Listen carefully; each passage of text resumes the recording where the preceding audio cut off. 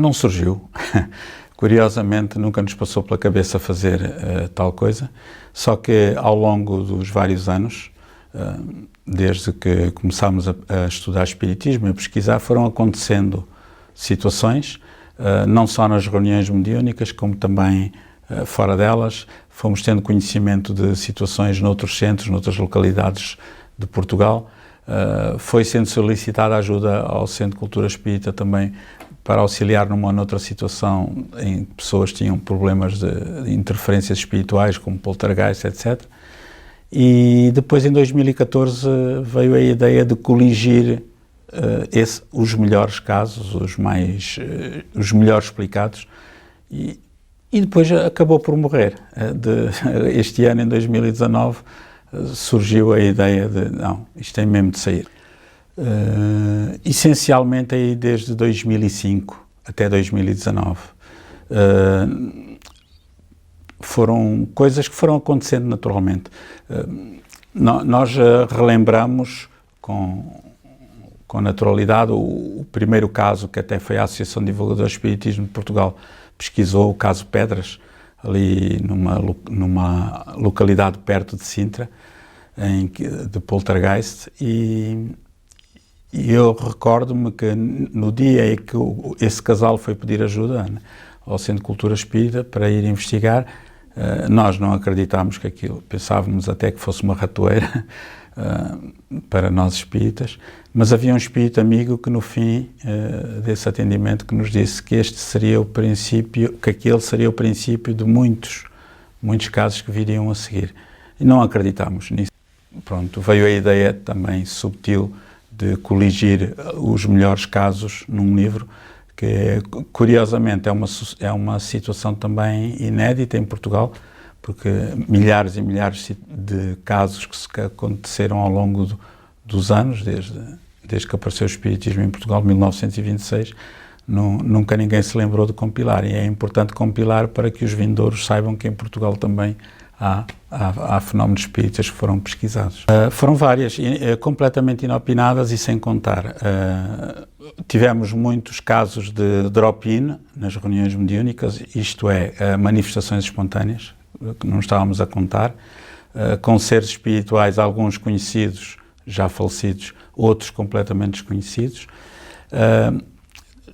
Outras fontes foram fontes externas, por exemplo, o caso do João Paulo em Lagos, que investigámos durante 2 ou 3 anos, e outros, o caso Pedras, também perto de Sintra.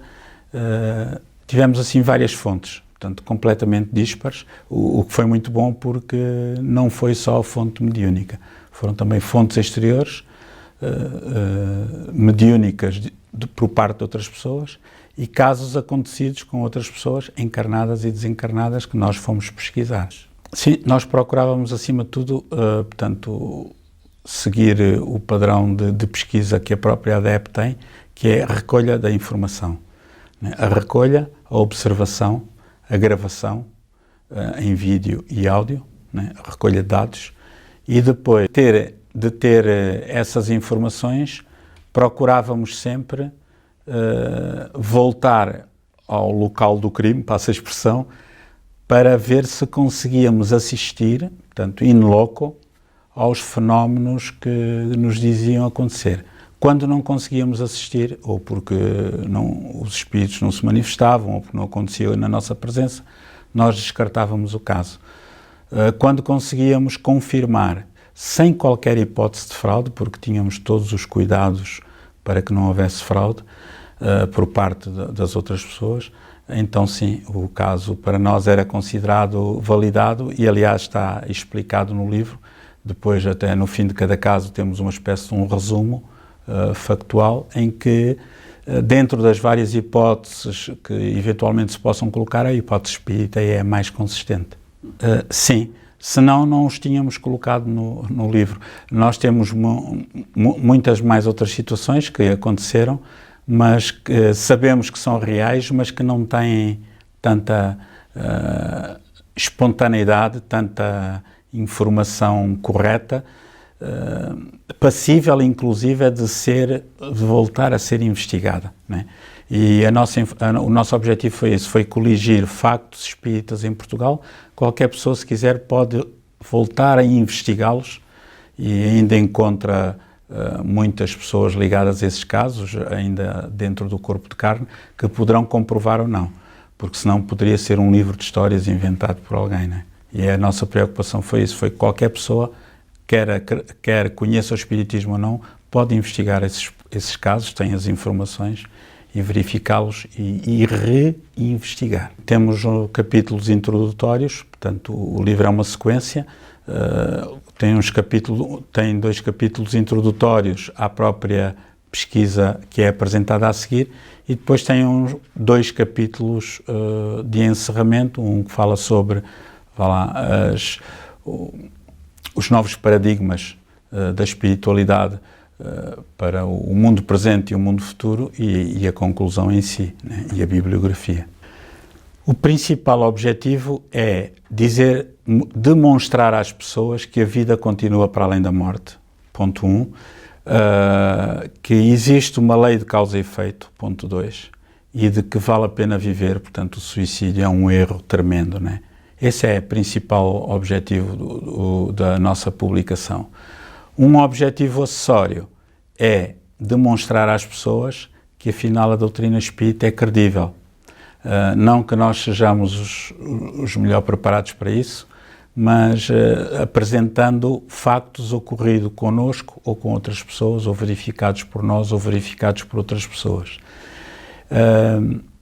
E de certo modo, pegar naquele conceito que Allan Kardec utilizou, que é o da universalidade dos conceitos. Portanto, uma ideia tem credibilidade quando ela aparece em vários locais em simultâneo, né?